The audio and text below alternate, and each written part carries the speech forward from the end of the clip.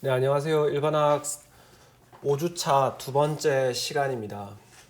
오늘 저희가 할 것은 이제 4장의 뒷부분이 되는데 뒷부분이 계산이 조금 많아서 여러분들이 조금 고생을 좀 어렵게 느끼실 수도 있을 것 같아요. 그래서 좀 천천히 한번 진행을 해보겠습니다. 4.4절은 산화 환원 반응인데요. 산화 환원 반응이라고 하는 것은 가장 쉽게 말해서 전자가 어떤 하나의 물질에서 다른 물질로 이동하는 것을 이야기합니다. 그래서 산화라고 하는 것은 전자를 잃어버리는 것을 의미를 하고, 반대로 환원의 경우에는 전자를 얻는 반응을 의미합니다. 그래서 뭐 예를 하나 들어볼까요? 예를 들어서 이런 비커에 황산구리 수용액이 들어있다라고 해봅시다. CuSO4 수용액이 이렇게 들어있다라고 할 때 거기에다가 우리가 이런 아연 막대를 집어넣었다고 해봅시다. 그러면 이제 시간이 지남에 따라서 여러분들이 어떤 것을 관찰할 수 있냐 하면은 이 아연 막대가 조금씩 이렇게 줄어드는 것을 볼 수가 있을 겁니다. 이렇게 줄어들면서 이런 다른 침전이 생기는 것을 볼 수가 있을 거예요. 뭔가 화학 반응이 일어나고 있다는 말이죠. 그래서 우리가 관찰을 해보면은 먼저 답을 한번 써보면 ZN 고체를 CO2 플러스 수용액에다가 집어넣어주면 ZN2 플러스로 수용액이 되면서, 즉 녹아서 용액이 되고 있죠. 고체가 되고, 반대로 구리는 이렇게 석출이 되고 있습니다. 그래서 우리가 이런 전체 반응식을 산화가 일어나는 쪽이랑 환원이 일어나는 쪽으로 반반씩 떼가지고 한번 살펴보겠습니다. 그래서 산화 반쪽 반응, 산화가 영어로 옥시데이션이니까 저희가 앞으로 그냥 OX라고 표기를 하면은 산화 반쪽 반응이다라고 이해를 하시면 되겠습니다. 반대로 환원 반쪽 반응은 리덕션, 영어로 리덕션이니까 RED를 따서 환원을 나타내도록 하겠습니다. 그래서 ZN이라고 하는 고체는 지금 ZN2 플러스 수용액이 됐으니까, 그러면은 질량 보존의 법칙은 성립하죠. 그죠? 그 ZN이 왼쪽에도 한 개, 오른쪽에도 한 개 있으니까 질량 보존의 법칙은 성립하는데, 전하 보존의 법칙도 성립하는지 한번 봅시다. 전하 보존의 법칙이라고 하는 것은 반응 전후에 전자도 역시 입자의 한 종류이기 때문에 반응 전에 있었던 전자의 개수랑 반응 후에 존재하는 전자의 개수가 같아야 되죠. 즉 전하의 양이, 총량이 같아야 된다는 겁니다. 근데 보면은 반응 전에는 중성이었던 것에 반해서 반응 후에는 2 플러스가 됐죠. 즉 전하 보존 법칙이 지금 성립하지 않고 있죠. 이 말은 2 플러스가 됐다는 거는 뭔가 외부에 마이너스를 띠는 입자가 두 개 있다는 것이고, 우리는 그것이 전자가 이 원자 아연에서 전자 두 개가 빠져나갔다는 것을 유추할 수 있습니다. 이런 식으로 표현할 수 있고, 요게 이제 산화 반쪽 반응이 되겠습니다. 산화가 일어나는 쪽만 표기한 거죠. 그럼 환원 반쪽 반응을 써보면은 구리 2 플러스 수용액이, 바로 쓰지 맙시다. 어떻게 해가지고 보니까 구리 고체로 석출이 되었죠. 역시 여기서도 질량 보존의 법칙은 잘 성립하지만 전하 보존 법칙이 E 플러스가 중성이 됐으니까 전하 보존 법칙이 성립하지 않죠. 여러분들이 관찰해 보시면 구리 E 플러스가 구리 중성이 되었다라고 하는 것은 전자 두 개를 받아들였다는 것이 됩니다. 그리고 이 반응이 바로 환원 반쪽 반응이 되겠습니다. 그래서 우리가 이렇게 전자를 추가해 주면은 각각의 반쪽 반응도 전하 보존 법칙까지 성립하는 그런 우리가 받아들일 수 있는 반응식이 되는 거고, 결국에는 이 산화 반쪽 반응과 환원 반쪽 반응을 더해서 전체 반응을 만들 수가 있는데, 전체 반응을 하면은 이 두 개를 더하면은 우리가 처음에 썼던 이 반응식이 나오겠죠. 그죠? 그렇게 되고 그러면 한 가지씩 봤을 때 여기서 산화가 된 것은 아연이고, 그죠? 전자를 두 개 잃었으니까. 반대로 환원이 된 것은 이 구리입니다. 전자를 두 개 얻었죠. 그러면은 아연의 입장에서는 지금 내가 아닌 다른 것을 환원시켰죠. 그래서 이처럼 남을 환원시키는 것을 우리가 환원제라고 합니다. 그렇죠? 항상 내가 기준이 아니라 남을 기준으로. 그래서 영어로 쓰면은 reducing agent예요. 우리가 뭐뭐뭐에 ing를 붙이면 능동형이 되는 거죠. 내가 남에게 가하는 행동이 되니까 reducing agent라고 하는 것은 남을 환원시키는 그런 물질이 되는 거예요. 즉 산화제는 남을 환원시키고, 남을 환원시킨다는 거는 전자를 남에게 준다는 거죠. 남에게 전자를 주고 나면 자기 자신은 산화가 일어나겠죠. 그리고 반대로 구리의 입장에서 봤을 때는, 구리의 입장에서 한번 봐봅시다. 구리의 입장에서 보면은 다른 남을 산화시켰죠, 지금. 그러니까 이것은 우리가 산화제라고 부릅니다. 영어로는 옥시다이징 에이전트가 되죠. 앞에서도 이야기했지만 ing가 붙어서 능동적으로 남을 산화시키니까, 남을 산화시키는 것은 즉 남이 전자를 잃도록 만들었죠.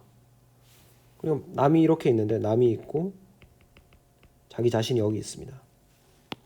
얘한테서 전자를 털어낸 거예요. 이렇게 전자를 털어냈으니까 얘는 산화가 될 거고, 이 전자는 어디론가는 가야 되는데 여기는 남과 나 자신밖에 없으니까 전자가 나한테 올 거라서 나는 환원이 되겠죠. 그죠? 그래서 산화제 환원제를 좀 잘 구분을 해 보시고,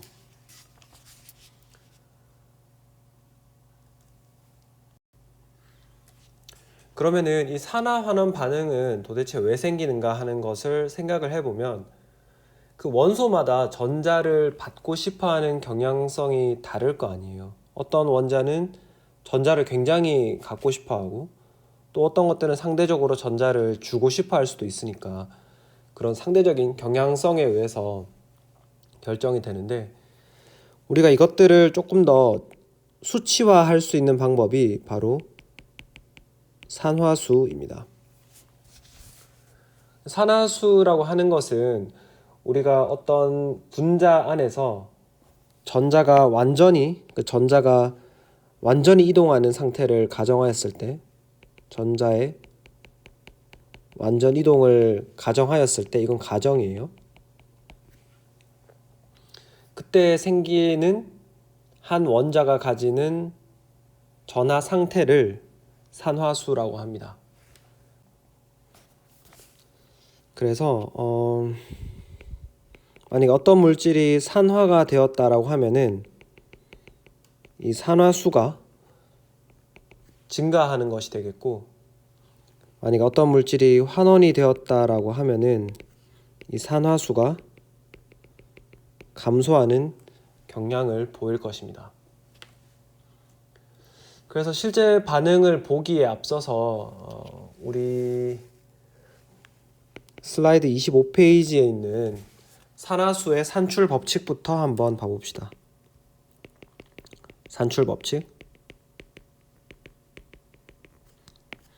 산화수의 산출 법칙은 일단 몇 가지 규칙이 있는데, 첫 번째,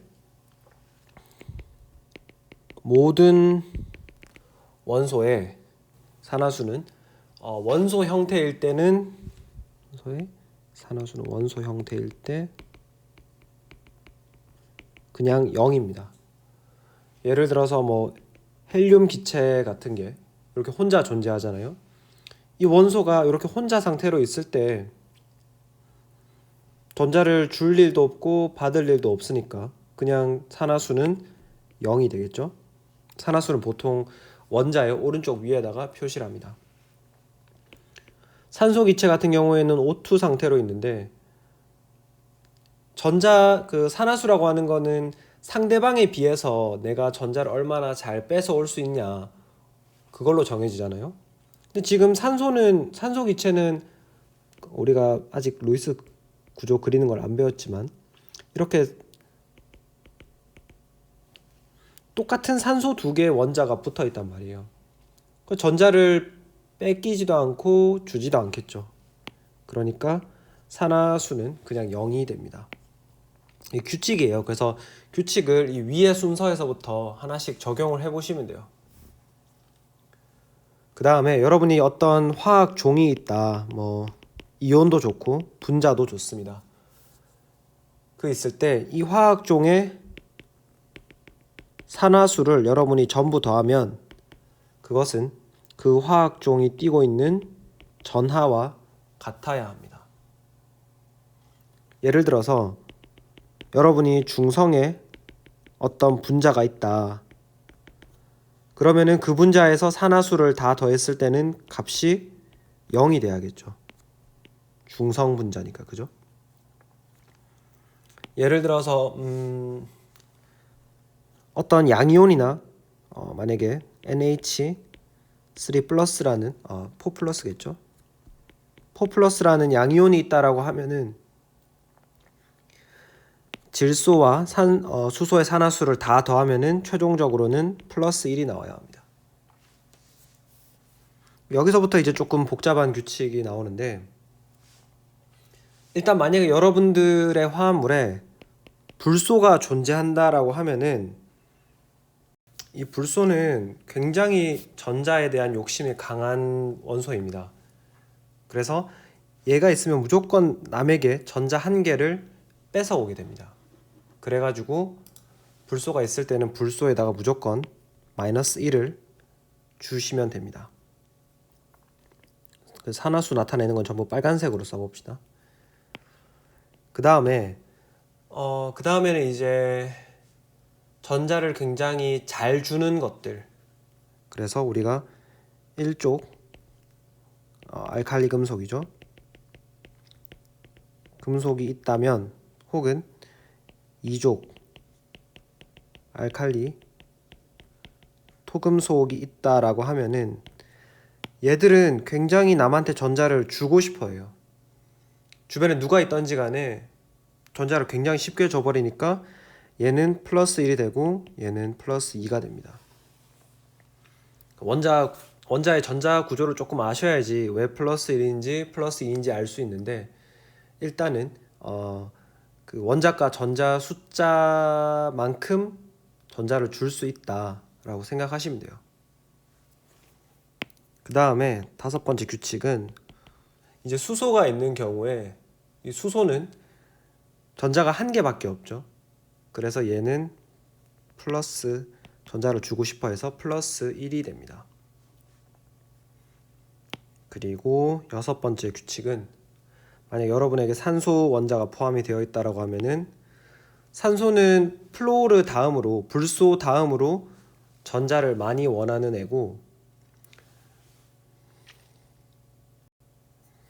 산소는 전자가 총 하나, 둘, 셋, 넷, 다섯, 6개가 있어서 2개가 자리가 비어 있는 거예요. 우리가 예전에 그 주기율표 이야기를 할 때 모든 원소들은 이 주기율표의 제일 끝에 있는 총 8개의 제일 바깥 껍질에 8개의 전자를 가지고 싶어 한다라고 했었죠. 8전자 규칙. 그래서 산소는 2개가 필요하기 때문에 -2가 굉장히 잘 됩니다. 그 다음에 나머지는 이제 F를 제외한 나머지 17쪽 원소, 할로겐이죠. 할로겐의 경우에는 여기 더 이상 쓸 수가 없네요. 그래서 이 경우에는 얘들이 다 -1이 되고 싶어 하겠죠. 왜냐하면 얘들은 최외곽의 전자가 이제 17쪽이나 7A쪽이나 똑같은 표현이에요. 이렇게 썼을 때 7개가 있기 때문에 8전자 규칙을 만족하려면 하나가 더 있으면 되겠죠. 그래서 1-가 잘 되려고 합니다. 그래서 여기 이 3, 4, 5, 6, 7을 위에서부터 순서대로 하시고 경우에 따라서 1, 2번을 적절하게 활용을 해주시면 됩니다. 그래서 한번 봅시다. 뭐 예를 들자면은 H2, N2, F2와 같이 그 특정 원소의 원소 형태는 이거는 다 산화수가 그냥 0이라고 말씀드렸죠. 그 다음에 HF를 한번 봅시다. HF는 이종핵, 서로 다른 원자로 이루어져 있으니까 1번 규칙이 적용되지 않죠. 그러면 3번으로 가야 되는데 제일 첫 번째 나온 규칙이 뭐였냐면은 만약에 불소, 플로린이 있으면 무조건 -1을 주라라고 했죠. 항상 얘는 전자를 남에게서 뺏어오니까. 근데 여기에 -1을 주고 보니까 이 전체 분자는 중성이잖아요. 그 말은 수소가 +1이 되어준다는 이야기입니다. 그죠? 그 다음 암모니아를 한번 봅시다. 암모니아도 역시 전체는 중성이죠. 전체가 중성인데 우리가 적용하는 순서를 보면은 일단은 불소 없고, 그 다음에 알칼리 금속이나 토금속 없고, F 없고, 금속 없고, 그 다음에 산소도 없고, 산소 전에 수소가 먼저 나오죠. 수소에 대한 규칙이 나오는데 수소가 있으니까 수소에 +1을 줍니다. 근데 지금 보면은 수소가 3개가 있죠. +1이 총 3개가 있기 때문에 질소는 전체가 -3이 되어줘야지 이 합이 0이 될 수가 있습니다. 아시겠죠? 또 몇 가지를 더 연습을 해볼까요? 책에 없긴 한데 제가 뭐 생각해낸 예제들을 한번 해보겠습니다. 물을 한번 해보면은 물은 쉽죠. 물은 여기 F 없고 메탈 없고 그 다음 규칙이 이제 수소니까 수소에다가 +1을 해주고, 물 분자 중성이니까 전체가 0이 되려면 산소가 -2가 되어야 합니다. 그러면 조금 문제를 바꿔가지고 만약에 F2O 같은 분자가 있다고 해봅시다. 이 경우에도 역시 분자 전체는 중성이니까 0으로 두면 되고, 첫 번째 규칙 F가 있냐 없냐를 봤더니 F가 딱 있죠. 그러면 F가 먼저 나오는 규칙이기 때문에 F에다가 -1을 주셔야 합니다. 그러고 나면 어떻게 되나요? 그리고 나면은 전체를 중성을 맞추려고 하면은 산소가 플러스 2의 산화수를 가져야 합니다. 즉 전자를 두 개를 잃는다는 말이죠. 이처럼 위에서부터 규칙을 적용해 오기 때문에 조금 생소해 보이는 산화수가 등장을 할 수도 있다라는 것입니다. 또 한 가지 더 해볼까요? H2O2 같은 것, 과산화수소수 이렇게 생긴 거죠. 이렇게 생겼는데 이것도 역시 전체는 0이죠. 그래서 위에서부터 적용을 해보면 F 없고 메탈 없고 수소가 등장하죠. 수소에 플러스 1을 줍니다. 플러스 1을 줬는데 이번에는 산소에 마이너스 2를 줄 수가 없어요. 마이너스 2를 줘버리면 전체 전하가 중성이 안 되죠. 그죠? 마이너스 1이 두 개 있는데 산소 두 개의 산화수를 더해서 0이 나와야 하니까 산소가 플러스 1이 죄송합니다. 마이너스 1이 되어야겠죠.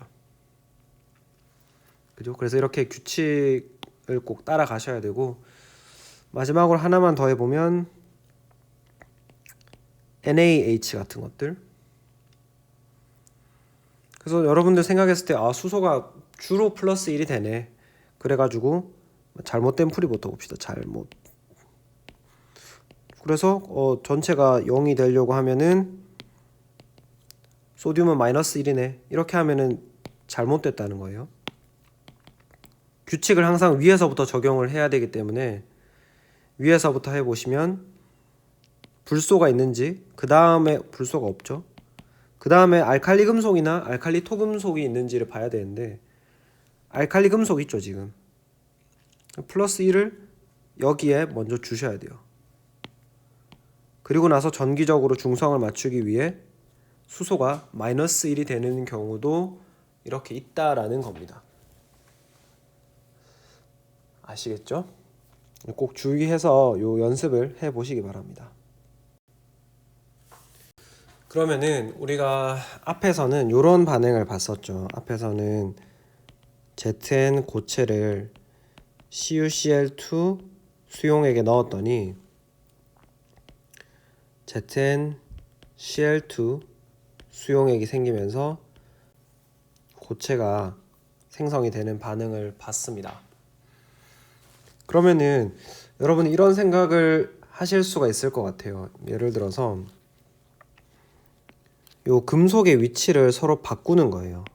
그래서 구리 고체를 ZnCl2 수용액에다가 집어넣어도 이런 자리 바꾸는 반응이 일어날 건가?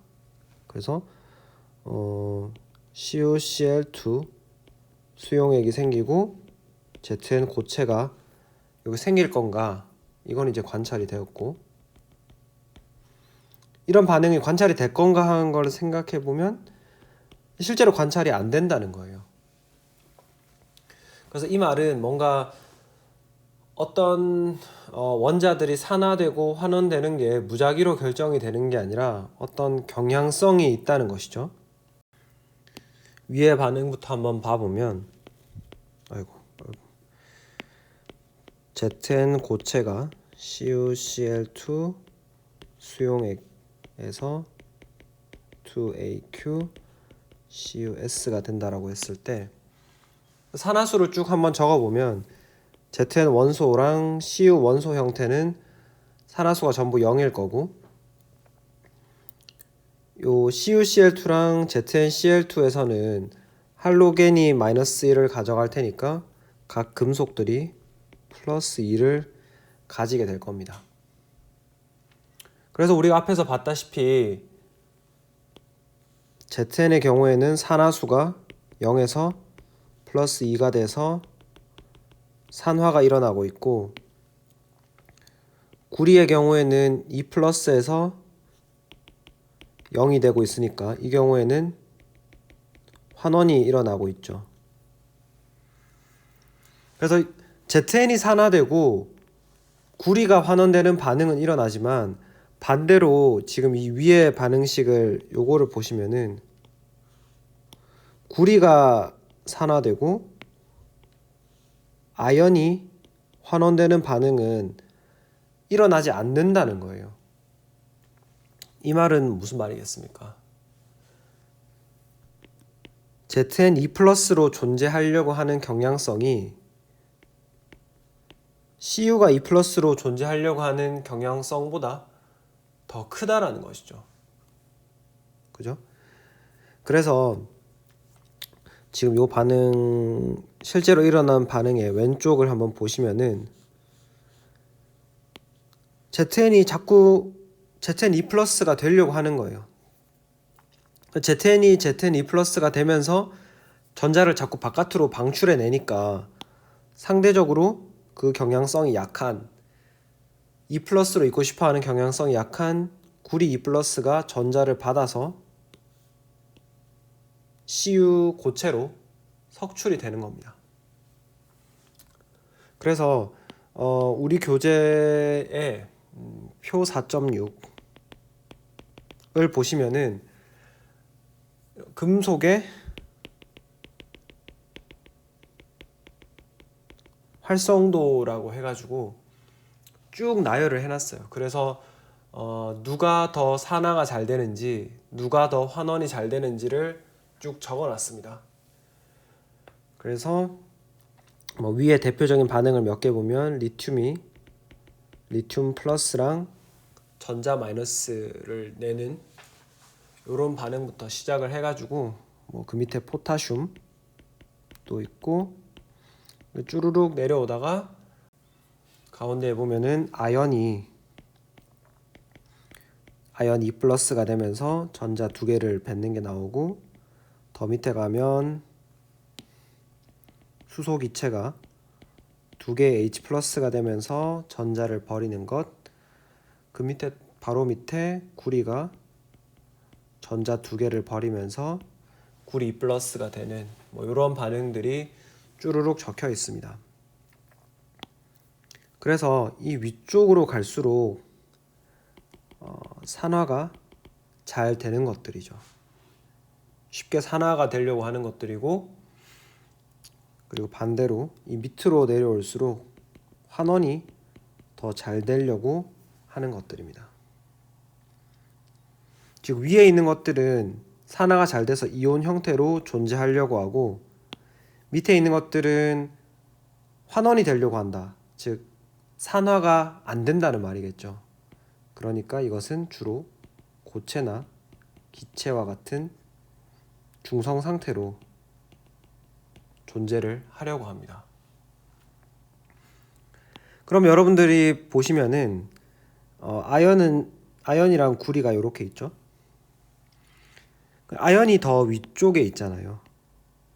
더 위쪽에 있기 때문에 아연이 산화가 되려고 하고, 상대적으로 밑에 있는 구리가 환원이 되려고 하는 것입니다. 아시겠죠? 그래서 요 금속의 활동도 테이블을 보시면은 어떤 경우에 반응이 가고 어떤 경우에 가지 않는지를 알 수가 있습니다.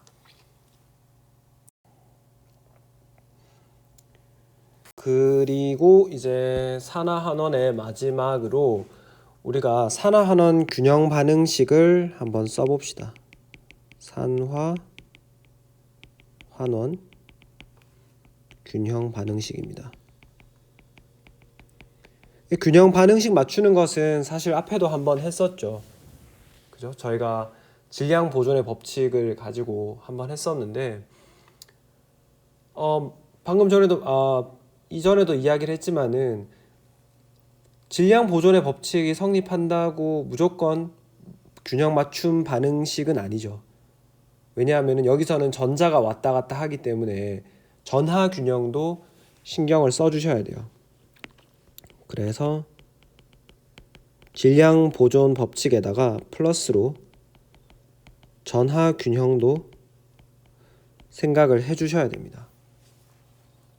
그래서 뭐 간단한 예제를 가지고 하나 연습을 해봅시다.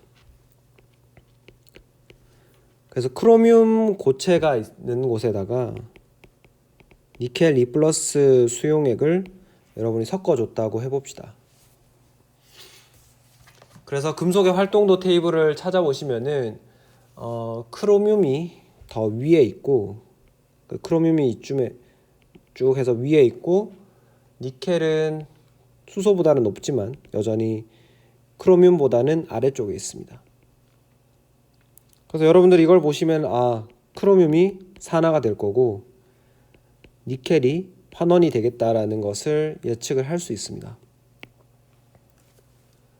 근데 보시면은 크로뮴의 경우에는 산화가 되면 크로뮴 3가 이온이 되면서 전자 3개를 버리게 되고, 니켈의 경우에는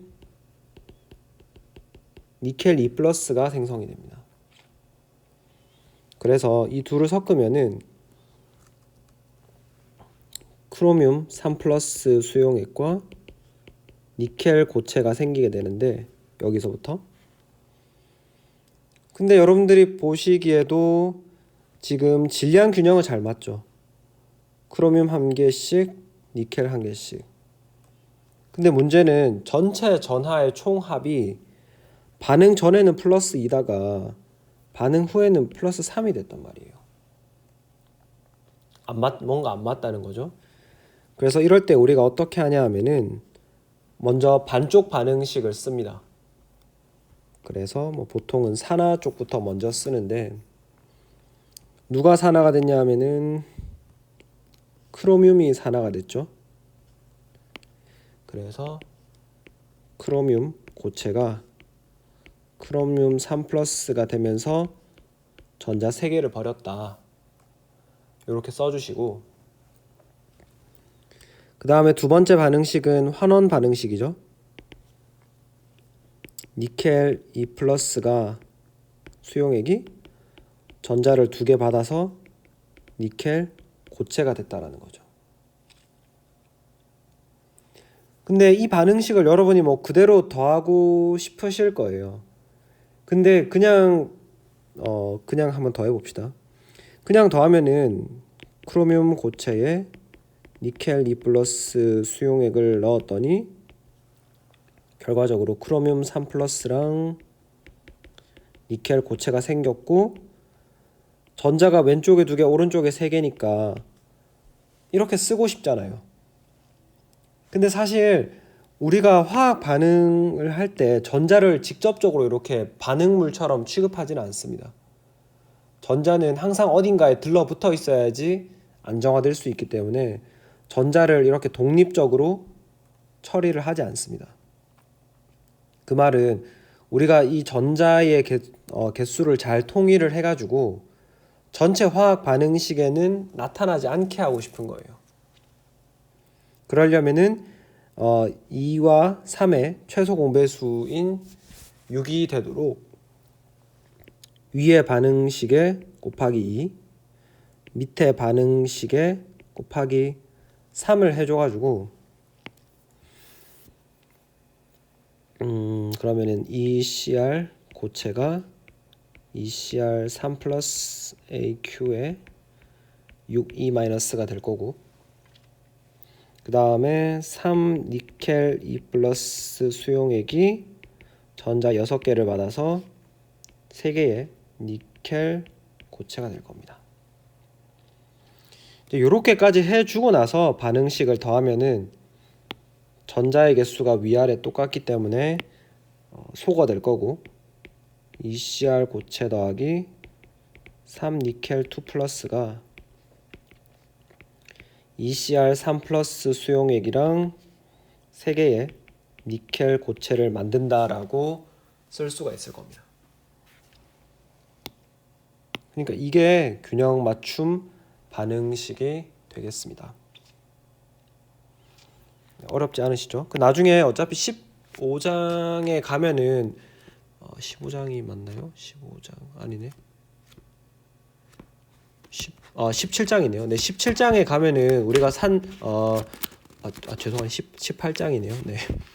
챕터 18에 가서 일반화학 2에서 어차피 이거를 더 복잡한 개에 대해서 새로 배울 거니까 일단은 여기 정도까지만 알아두시면 되겠습니다. 그리고 예제를 한 개씩만 풀어보겠습니다. 예제 4.6입니다. 다음과 같은 반응이 일어날 것인지 예측하고 일어날 일들에 대하여 알짜 이온 반응식을 쓰고 어느 원소가 산화되고 환원되는지를 쓰시오라는 게 문제입니다. 그래서 이 중에서 한 개만 풀어보도록 합시다. A번을 풀어보면 A번은 철 고체가 있을 때 PtCl2 백금이죠. 수용액에 여기 넣으면 어떻게 될 건가. 요거를 푸실 때는 여러분들이 항상 활동도 테이블을 같이 보셔야 되겠죠. 그래서 보시면은 철이 이렇게 위에 있고 쭉 하고 백금은 거의 제일 밑에 있습니다. 그 말은 여기 위쪽에 있는 철이 훨씬 산화가 잘 되고 밑에 있는 백금이 환원이 잘 된다는 이야기가 되겠죠. 그리고 나서 읽어보면은 철 같은 경우에는 Fe2+가 되면서 전자 두 개를 버리고 백금의 경우에는 Pt2+가 되면서 전자 두 개를 버리게 되네요. 그러면은 위에는 산화가 일어날 거니까 Fe 고체가 Fe2+AQ 더하기 전자 이렇게 될 것이고 아래쪽은 Pt2+에다가 전자 두 개를, 왜냐하면 환원 반응이 일어날 것이기 때문에 반응을 거꾸로, 화살표를 거꾸로 되돌려주면 되겠죠. Pt 고체가 생성이 될 겁니다. 그래서 요거를 가지고 생각을 해보면은 철은 0이고 백금은 2+였으니까 그러면 반응 후에 생성물로는 철은 산화가 돼서 Fe2+가 되겠죠. 2+가 될 것이고 여기 있는 백금은 환원이 되어 가지고 PT 고체로 석출이 될 거고 그러고 나면은 Cl- 두 개가 남게 되잖아요. 그래서 요것들끼리 만나 가지고 FeCl2 수용액이 될 겁니다. 그래서 답은 PT 고체가 석출이 되고 FeCl2 염용액이 형성이 될 거다라는 것입니다. 그죠? B번은 한번 해보시고 C 같은 경우에는 Pb 고체가 ZN NO3 수용액에 넣었을 때 어떻게 될 거냐라는 걸 물은 건데 납이 중성이고 ZN이 2+가 되죠. 활동도 테이블을 살펴보시면은 봅시다. 납이 그러니까 아연이 이렇게 위에 있고 그 밑에 납이 있습니다. 그러면은 이게 의미하는 거는 아연이 산화될 거고 납이 환원될 거다라는 것인데 지금 반응식을 보시면 이미 아연이 산화돼 있고 그죠? 그 다음에 납이 환원이 되어 있죠. 그래서 이 반응은 더 이상 갈 곳이 없는 거죠. 진행이 되지 않습니다. 아시겠죠? 그리고 이제 산화환원 균형 맞춤 반응식을 하나 연습을 해봅시다. 예제 4.7이 됩니다. 뭐를 연습을 해볼까요? A번 같은 경우에는 반응하지 않을 테니까 B번을 한번 해봅시다. 그래서 크로뮴 고체를 Pb 아세트산 납이네요. C2H3 O2에 2개 AQ입니다. 그래서 이 경우에 항상 여러분들이 산화수를 먼저 체크를 하시고 크로뮴 0 아세트산 이온이 마이너스 1이니까 납이 플러스 2겠죠. 산화수 상태를 체크하신 다음에 활동도 테이블을 보시고 누가 산화되고 누가 환원될 것인지를 예측을 해봅시다. 보시면 테이블 상에 크로뮴이 먼저 나타나고 위에서부터 봤을 때, 그리고 그 밑에 납이 나타나죠. 즉 이 말은 크로뮴이 산화가 일어날 것이고 납이 환원이 일어날 것입니다. 그래서 크로뮴 3 상태를 표현해 줍니다. 크로뮴 고체가 크로뮴 3 플러스 수용액이 되면서 전자 3개를 내놓고, 납의 경우에는 Pb2 플러스 AQ가 되면서 전자를 2개 버린다고 했죠. 그런데 납의 경우에는 환원이 된다고 했으니까 사실 화살표를 거꾸로 표현을 해주면 되겠습니다. 그러면 Pb2 플러스 AQ가 전자 2개를 받아서 Pb 고체가 되게 되는데, 이 반응식을 그냥 더할 수가 없죠, 그죠?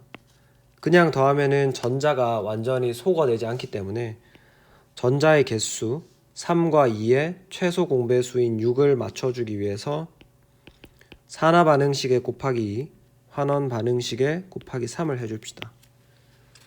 그러면 ECR 고체에서 ECR 3 플러스 AQ 더하기 6개의 전자랑 3PB2 플러스 AQ에 전자 6개를 해가지고 3PB 고체가 형성이 될 겁니다. 그래서 이걸 더해주면은 전자 소거되고 ECR 고체에 3PB2 플러스 AQ, ECR 3 플러스 AQ에 3PBS라고 쓸 수 있을 겁니다. 그러면은 여기는 됐는데, 이제 여러분들이 이 아세트산 이온은 어떻게 처리를 해야 되는지 조금 난감하실 수도 있을 것 같아요. 근데 이 아세트산 이온은 산화환원 반응에 참여하지 않기 때문에 그냥 사실 여기 납 반응식 쓸 때 그냥 같이 써놔도 상관없거든요. 그 말은 납의 개수를 그 n배 하는 만큼 아세트산 이온의 개수도 같이 증가해주면 되는 거예요. 지금 반응식을 3배 했으니까 원래 지금 요 아세트산 납 하나당 2개씩 들어있잖아요. 그 3배 해준다는 거는 총 6개의 아세트산 이온을 넣어주면 되는 거죠, 양변에.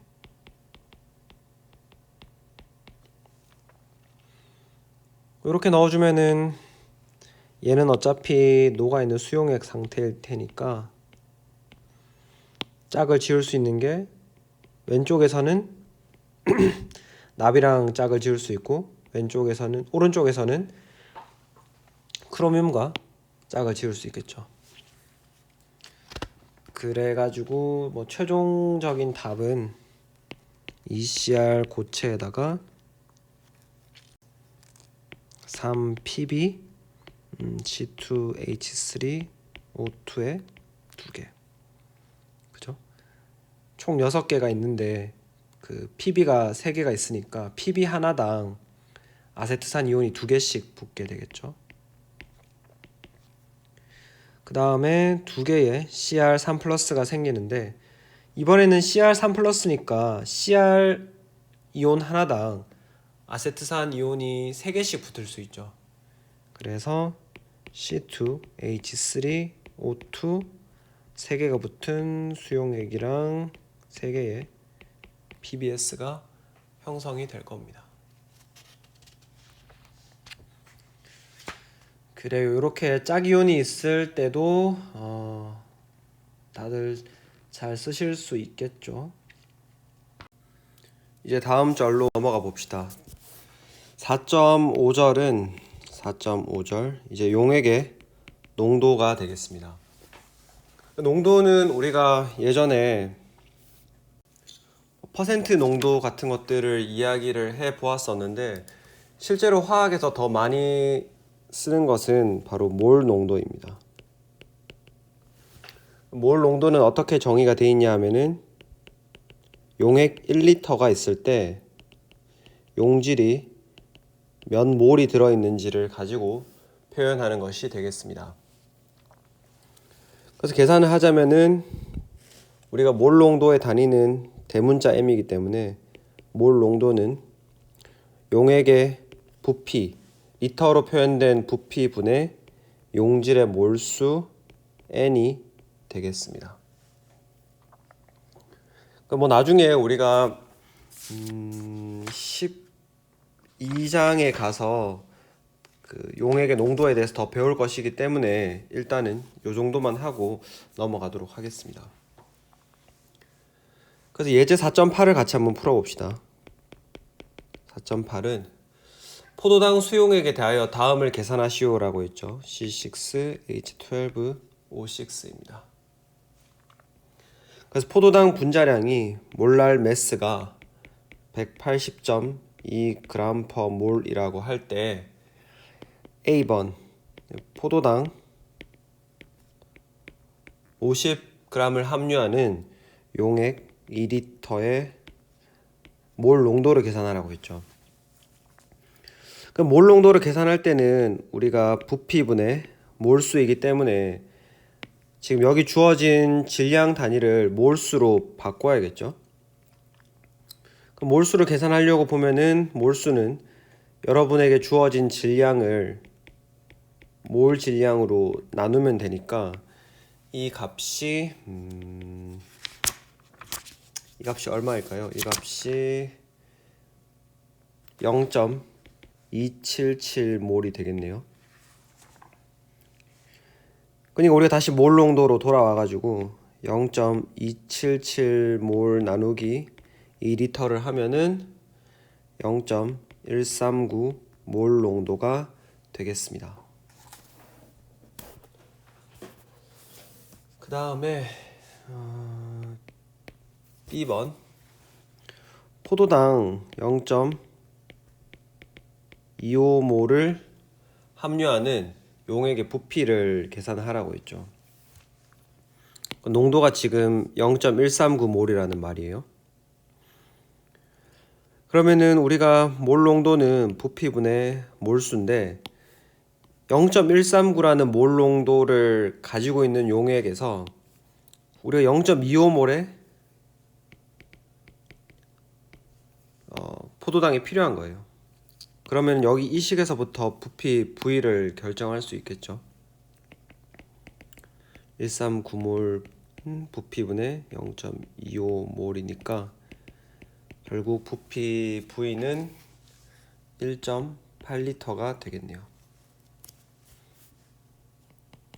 마지막으로 C번은 A번의 용액 0.5리터가 있을 때 포도당이 얼마나 있는지를 몰수를 물었죠. 지금 0.139몰 농도라고 하는 것은 우리가 말로 풀었으면 1리터의 용액에다가 0.139몰의 포도당이 있다는 것이죠.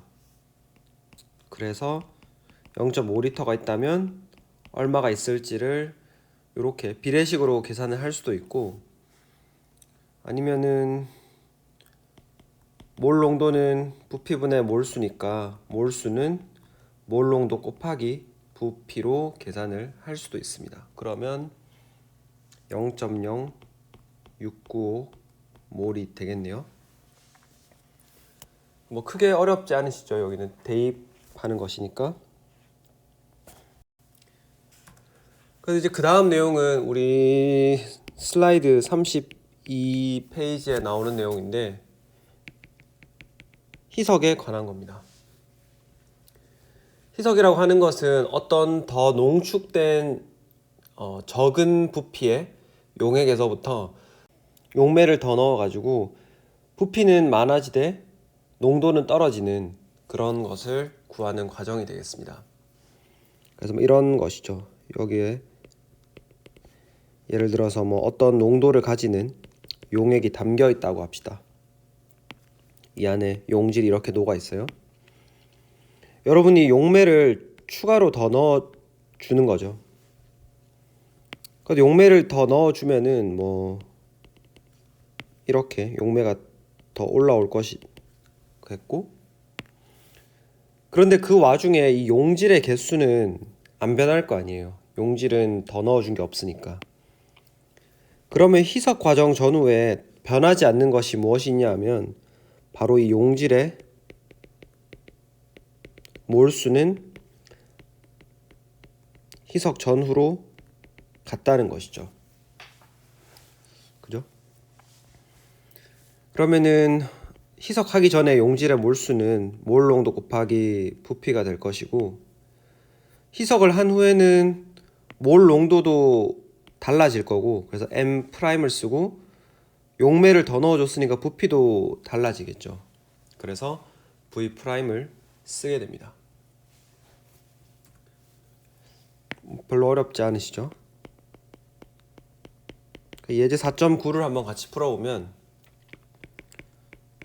0.125몰의 염산 용액 250ml를 준비하기 위해서 실험실에서 쓰는 12몰의 염산 원액 몇 미리가 필요하냐라는 것을 물었습니다. 그러면은 우리는 몰 농도는 리터분의 몰수로 정의가 되어 있으니까 주어진 단위를 리터로 바꾸면 1리터가 1000ml니까 0.25리터가 되겠죠. 그러면은 희석 과정에서 용질의 몰수는 변화하지 않기 때문에 요거를 쓰면은 되돌립시다. 12몰에 어떤 원액이 V만큼 있을 때 그걸 희석해가지고 0.125몰 농도의 용액을 0.25리터 만들었다 해서 V를 풀면 V는 컨닝을 좀 해야겠네요. 0.0026리터가 되겠습니다.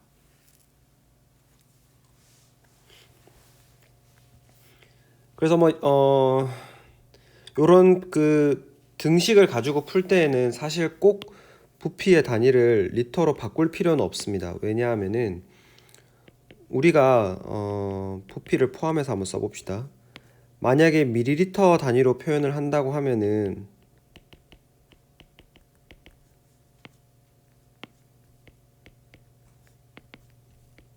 이렇게 식을 쓸 수 있잖아요.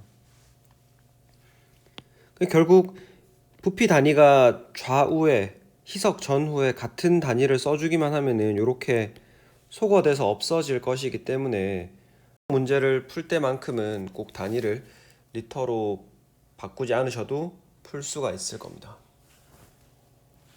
예제 4.10은 똑같은 유형이라고 생각이 되기 때문에 여러분들께서 한번 직접 풀어보시고, 이제 우리는 슬라이드 34로 가서 용액의 화학 양론을 한번 보도록 하겠습니다. 양론이라고 하는 것은 뭐 어떤 물질을 몇 그램 썼을 때 뭐를 얼마 얻을 수 있냐 뭐 이런 것들을 이야기하는 거였잖아요. 그래서 만약에 여러분들에게 이온성 화합물, 즉 물에 잘 녹는 수용성의 이온성 화합물이 있을 때에는 이것은 우리가 앞에 분류표에 따르면 강전해질이죠. 그 물에 넣으면 100% 해리가 일어난다는 말입니다. 그렇기 때문에 여러분이 이런 물질이 있을 때는 그냥 이온으로 존재하는구나 라고 계산을 하시면 돼요. 그래서 예를 들어서 황산소듐 같은 수용성 염이 있을 때는 이것을 이제 물에 넣어서 녹이면 황산 소듐 한 분자당 소듐이 2개씩 들어있으니까 이렇게 Na+가 2개 나올 거고 SO4E-가 하나씩 나오겠죠. 그죠? 그래서 개수비가 1대 2대 1입니다. 그 말은 우리가 10개의 황산 소듐을 녹이면 20개의 소듐 양이온과 10개의 황산 이온이 나온다는 말이죠. 그죠? 그것은 용액에도 똑같이 적용을 할 수 있는데 1몰의 황산 소듐을 녹이면은 부피는 녹이는 과정에서 부피는 안 변할 테니까 부피는 고정이죠. 그죠? 근데 입자의 개수, Na+의 개수는 여기에 2배가 될 거기 때문에 농도는 2몰, 1몰 이런 식으로 될 겁니다. 아시겠죠? 그러니까 양론에서 우리가 이거를 농도에도 확장해서 적용을 할 수 있다는 것이 되겠고, 그래서 어떤 용액의 농도를 표현할 때는 우리가 대괄호를 표현을 써가지고 Na2SO4 AQ가 1몰 이렇게 있다 그러면 요 꺽쇠 표현이 안에 있는 화학종의 몰 농도를 표현한다 라는 것을 아시겠죠. 그래가지고 예제 4.11을 한번 풀어봅시다. 예제 4.11 대괄호 농도법을 사용하여 다음을 구하시오라고 했죠. 그래서 A번은 1.02몰의 염화 알루미늄 용액에서 AlCl3에서 염화 이온의 농도 Cl-의 농도를 구하라고 했죠.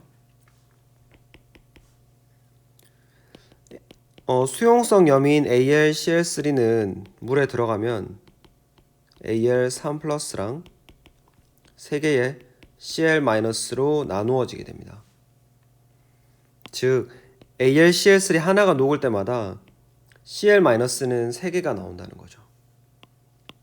그래서 부피 변화가 없다고 가정을 하면은 입자의 개수가 3배가 되었기 때문에 몰 농도도 역시 3배가 되어가지고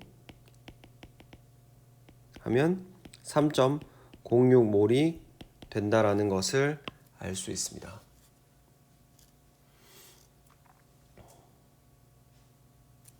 B번은 비슷하기 때문에 C번을 한번 풀어보도록 하겠습니다. C번은 Na 플러스 양이온의 농도가 0.124몰일 때 탄산소듐 Na2CO3의 농도는 과연 얼마일까라는 게 문제죠. Na2CO3도 역시 수용성 염이기 때문에 물에 녹으면 Na2 플러스랑 CO3 E- 탄산이온으로 나눠지겠죠.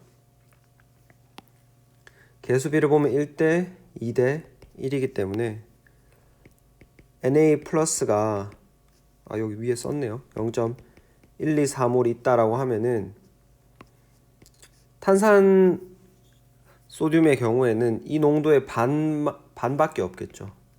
그죠? Na2 CO3는 0.062몰이 될 겁니다. 그죠? 개수비가 1대 2이기 때문에. 네, 그래서 이렇게 하고 나서 이제 4.6절은 좀 종합적인 문제가 될 거예요. 뭐 중량 분석이랑 그 다음에 산염기 적정, 그 다음에 산화환원 적정까지 그런 문제들이 쭉 나올 거라서 우리가 벌써 1시간을 했기 때문에 오늘은 여기까지 하고 나머지 부분은 다음 주에 계속 하도록 하겠습니다.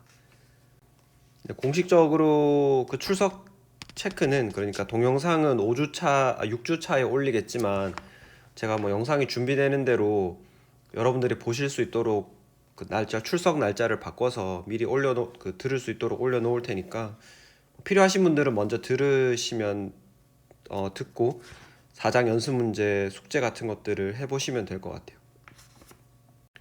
네, 수고 많으셨고 다음 강의 때 뵙도록 하겠습니다.